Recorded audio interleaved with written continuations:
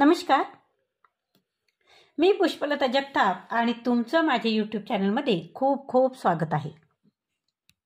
आजच्या व्हिडिओमध्ये आपण जाणून घेऊया की या वर्षी 2025मध्ये चंद्रग्रहण कधी लागणार आहे, चंद्रग्रहणाची वेळ आणि सूतक काळ, त्याचबरोबर या चंद्रग्रहणाचा होणारा परिणाम.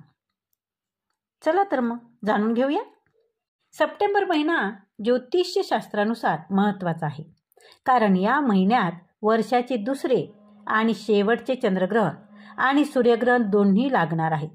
या चंद्रग्रहणाचा सूतक काळ काय असतो, त्यावेळी काय करू नये ते सुद्धा आपण पाहूयात.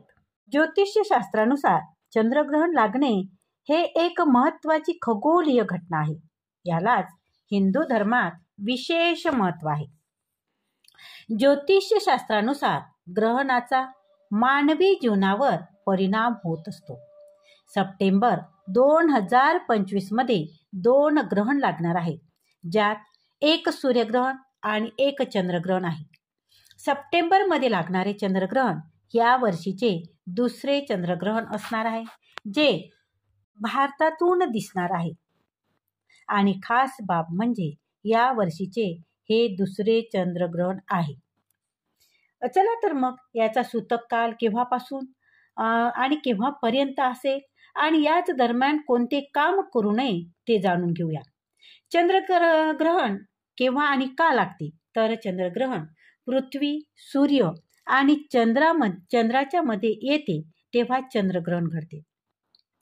पृथ्वी, सूर्य आणि चंद्र जेव्हा एका सरळ रेषेत आले की हे अद्वितीय घटना घडत असते आणि यामुळे चंद्रावर पृथ्वीची सावली पडते. याच खगोलीय घटनेला चंद्रग्रहण असं म्हणतात. ही केवळ घटना पौर्णिमेला घडू शकते, जेव्हा चंद्र पृथ्वीच्या विपरीत दिशेला असतो. चंद्रग्रहणाच्या स्थितीत पृथ्वी सूर्याच्या प्रकाशाला चंद्रापर्यंत पोहोचू देत नाही आणि त्यामुळे चंद्रावर पृथ्वीची सावली पडते आणि तो धुसर किंवा लालसर दिसू लागतो. तर 2025मध्ये भारतात चंद्रग्रहणाची वेळ काय आहे ते जाणून घेऊया. भारतीय वेळेनुसार वर्षाचे दुसरे चंद्रग्रहण भारतात 7 सप्टेंबर रोजी रात्री 9:58 पासून ते 8 सप्टेंबर रोजी रात्री 1:25 पर्यंत चालणार आहे. या दरम्यान चंद्र लालसर नारंगी दिसतो. याला ब्लड मून देखील म्हटले जाते. हे चंद्रग्रहण संपूर्ण चंद्रग्रहण असे म्हणजेच खग्रास, आणि हे जेव्हा पृथ्वीची संपूर्ण सावली संपूर्ण चंद्राला झाकते तेव्हा खग्रास चंद्रग्रहण घडून येते. आता बघूया या चंद्रग्रहणात काय करू नये. तर चंद्रग्रहणाच्या वेळी काही गोष्टी करणे निषिद्ध मानले जाते. चंद्रग्रहण सुरू असताना पूजा करू नये, देवाच्या मूर्तीला स्पर्श करू नये, जेवण बनवू नये आणि गर्भवती महिलांनी चंद्रग्रहणात खास काळजी घ्यावी, घरातून बाहेर पडू नये अशी धार्मिक मान्यता देखील आहे. चंद्रग्रहणाचा सूतक काळ केव्हा आहे, तर चंद्रग्रहणाचा सूतक काळ 9 तास आधीच लागतो. यासाठी 7 सप्टेंबरच्या चंद्रग्रहणाचा सूतक काळ 7 सप्टेंबर रोजी दुपारी 12:27 पासून सुरू होईल. चंद्रग्रहणाच्या समाप्तीनंतर सूतक काळही संपेल. ग्रहणाचा सूतक काळ काय आहे, तर सूतक काळ ग्रहण लागण्याच्या आधीचा काळ असतो. याला अशुभ मानले जाते. सूर्यग्रहणामध्ये हा काळ 12 तास आधी सुरू होतो आणि चंद्रग्रहणात हा काळ 9 तास आधी सुरू होतो. ग्रहणाच्या सूतक काळात काही कार्य करण्यास मनाई सुद्धा असते. सूतक काळाचा प्रभाव काय असतो ते आपण जाणून घेऊया. हिंदू धर्मानुसार सूतक काळाला अशुभ मानले जाते. यावेळी नकारात्मक ऊर्जेचा प्रभाव अधिक असतो. त्यामुळे गर्भवती महिलांनी सूतक काळात विशेष काळजी घ्यावी असा सल्ला सुद्धा दिला जातो. ग्रहणाचा प्रभाव जन्माला येणाऱ्या बाळावर पडू नये. सूतक काळात मंदिराचे दरवाजे बंद केले जातात आणि कोणतेही धार्मिक अनुष्ठान केले जात नाही. तर आता जाणून घेऊया की कोणत्या धार्मिक काळात सूतक काळात कोणते धार्मिक कार्य करू नये ते. ग्रहणाच्या सूतक काळात हे तुम्ही करू नका. सूतक काळात तुम्ही जेवण बनवू नका. सूतक काळाच्या दरम्यान केस कापू नये किंवा तेल सुद्धा लावू नये. सूतक काळाच्या दरम्यान झोपू नये. सूतक काळाच्या दरम्यान शिलाईचे काम देखील करू नये. सूतक काळात जेवण करण्यासही मनाई आहे. सूतक काळात गर्भवती महिलांनी घराबाहेर पडू नये. सूतक काळात पूजा आणि शुभ कार्य सुद्धा करू नये. सूतक काळात तुळशीच्या रोपाला स्पर्श करू नये असं देखील म्हटलं जातं. आता बघूया गर्भवती महिलांनी कोणती विशेष काळजी घ्यावी ते आपण जाणून घेऊया. खगोलशास्त्रीय आणि धार्मिक दृष्टिकोनातून चंद्रग्रहण अत्यंत महत्त्वाचे मानले जाते.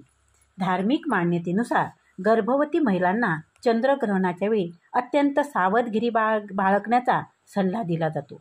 कारण ग्रहण काळात निसर्गात अनेक प्रकारच्या हानिकारक आणि अशुद्ध किरणाचा प्रभाव असतो. त्यामुळे अशी अनेक कामे आहेत की जी ग्रहण काळात गर्भवती महिलांनी करणे टाळावे. चंद्रग्रहण काळात गर्भवती महिलांनी काय करू नये आणि काय करू नये हे जाणून घेऊया. गर्भवती महिलांनी ह्या गोष्टी करणे टाळा. चंद्रग्रहणाच्यामुळे अशुद्ध किरण हवेत प्रवेश करतात, ज्याचा सर्वाधिक परिणाम गर्भवती महिलावर होतो. त्यामुळे गरोदर महिलांनी ग्रहण काळात घराबाहेर न पडण्याचा सल्ला दिला जातो, जेणेकरून या ग्रहणाच्या नकारात्मक प्रभावापासून त्या दूर राहू शकतील. तसेच या काळात अन्न खाणे टाळावे, कारण ग्रहणाच्या अशुद्ध किरणामुळे अन्न दूषित होते. त्याचबरोबर काही गोष्टीपासून दूर राहण्याचा सल्ला सुद्धा दिला जातो. चंद्रग्रहण काळात गर्भवती महिलांनी स्वयंपाकघरात काम करणे टाळावे, हे अशुभ मानले जाते. ग्रहण काळात कात्री, चाकू इत्यादी धारदार वस्तू वापरणे टाळावे. तसेच काहीही सोडलेले किंवा कापले जाऊ नये. असे केल्याने तुम्हाला गर्भधारणेदरम्यान अनेक समस्यांना सामोरे जाऊ लागतं. ग्रहण काळात झोपणे टाळा. गरोदर महिलांनी चंद्रग्रहणाच्या वेळी काही मंत्र, ध्यान किंवा जप करावा, पण यावेळी देव्हाऱ्याला हात लावू नये, हे लक्षात ठेवा. गर्भवती महिलांनी यावेळी झोपू नये, कारण असे केल्याने आई आणि बाळाच्या आरोग्यावर वाईट परिणाम होतो. पिन, बांगड्या किंवा कोणतेही दागिने घालू नका, हे देखील लक्षात ठेवा. चंद्रग्रहणाच्या काळात कोणते काम करावे? चंद्रग्रहणाच्या वेळी गरोदर स्त्रियांनी देवाचे ध्यान करणे आणि मंत्रोच्चार करत राहणे हे उत्तम मानले जाते. असे केल्याने ग्रहणातील नकारात्मक शक्ती दूर राहतात आणि त्याचा आई आणि मुलावर सकारात्मक प्रभाव पडतो. या व्यतिरिक्त तुम्ही कोणते काम ग्रहणानंतर करावे किंवा ग्रहणानंतर आवश्यक कोणते काम आहे ते जाणून घेऊ. चंद्रग्रहणाच्या वेळी महिलांनी घरी उपस्थित राहावे आणि ग्रहणानंतर पाण्यात गंगाजल टाकून स्नान करावे.